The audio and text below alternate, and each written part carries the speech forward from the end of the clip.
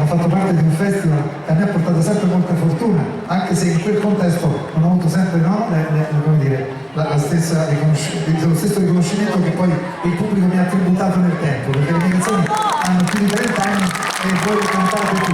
Questo è il più grande traguardo che un musicista, un compositore, un autore può raggiungere e può sentire, no? E portare dentro di sé, una delle cose più belle in assoluto.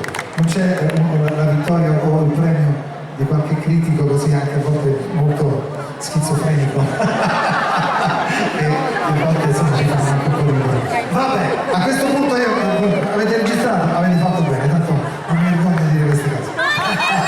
L'ho detto anche prima.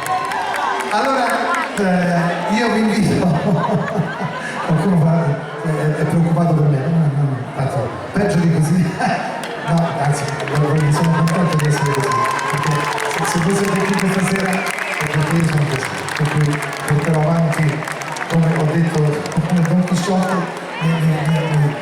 combatterò contro i mulini e vento e ci sarà sempre un Sancho Panza, non c'è una mega che mi dirà grazie!